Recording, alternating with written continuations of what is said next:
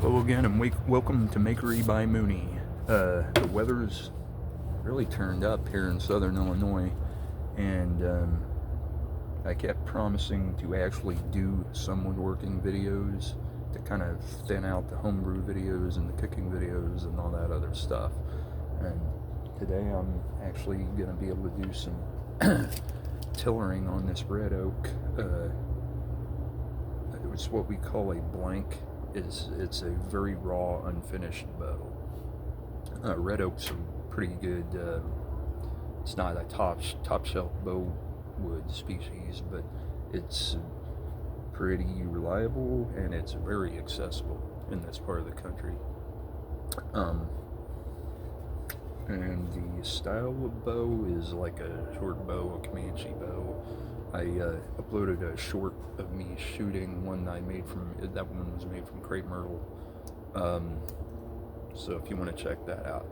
But if I can get this thrown into the my vise here.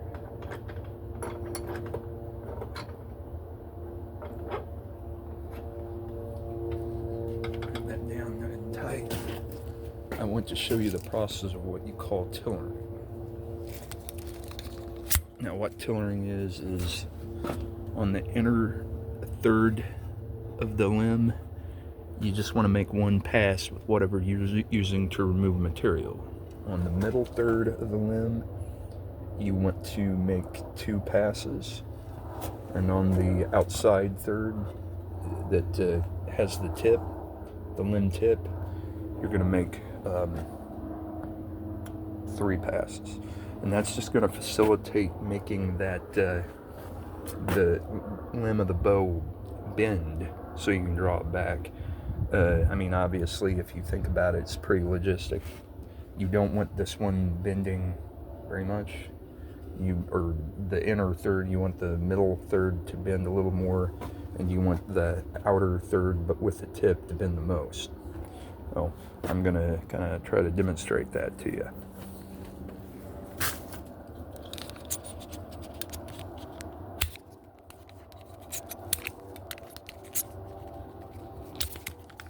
Technical difficulties. It's too bad I can't afford to payroll a camera person. Anyway, I hadn't actually gotten to work on bows lately. It's just been too time consuming. I've had more important things on my plate. That's why I had been doing a lot of like homebrewing. Homebrewing doesn't consume much time unless you're making beer, which is pretty time consuming, which I don't really make any of that. I make basically wines, hard ciders, maybe some meads, stuff like that. But, so consequently, all of my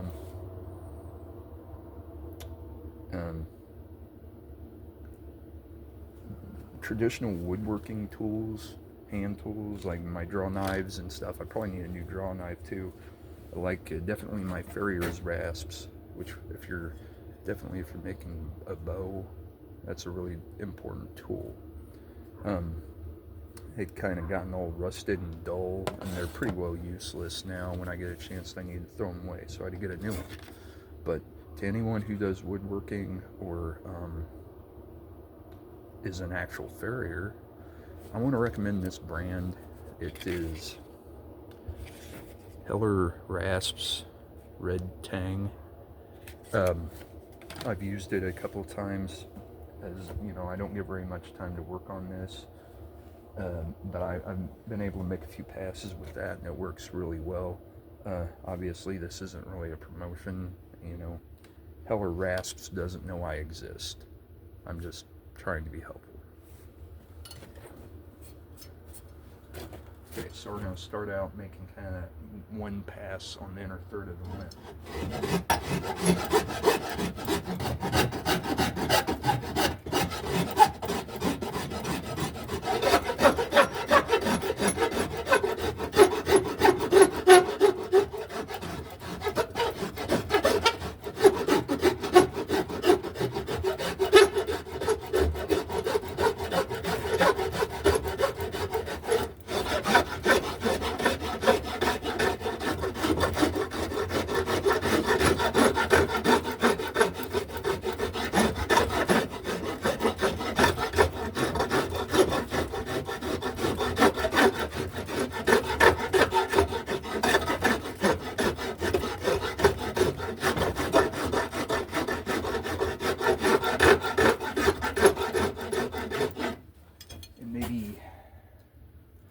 few passes like that before you switch limbs, but you don't want to get too kind of focused on one limb, or else you're going to overdo it and the bow's not going to turn out right. I'll outline that more specifically on future videos, but so we'll maybe make 2 more passes like that. I wouldn't make any more than 3 in a row before you take that out of the vise, turn it around, start working a little more on the other limb.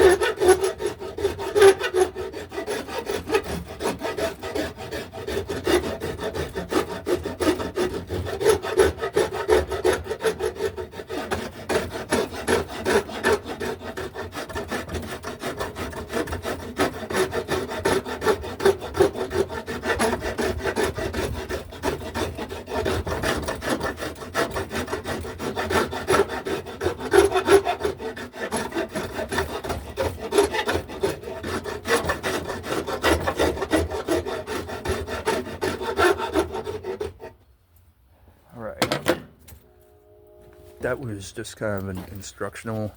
I'm not going to go much further with it this evening. On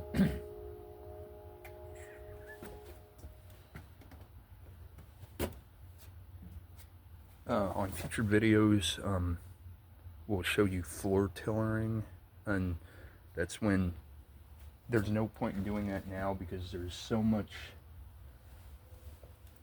material. I've not been able to work on this bow very much. It's been in this state setting in our mudroom basically for months and months and months. I haven't had much time to do work like this. And usually I'm much more efficient with this stuff. I'm a little bit out of practice. It's been the winter months. I've had to engage in crafts, hobbies, however you want to look at that, like homegrown stuff like that you can do inside. But I will show you the process of floor tillering, and there's no point in doing it now because these limbs have too much wood on them and they are not going to bend at all. But basically, after you go through a round of making passes like that, removing wood, you take it out of the vise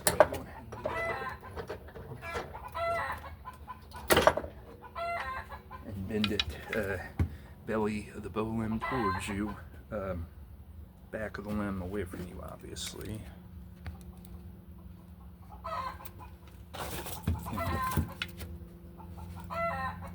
Get it, trying to train it to bend, and you see how it's not really bending perceptibly at all. A little bit. It's with most things like this, it's just going to be a process. So thanks again for watching. Make read by Mooney, and please subscribe.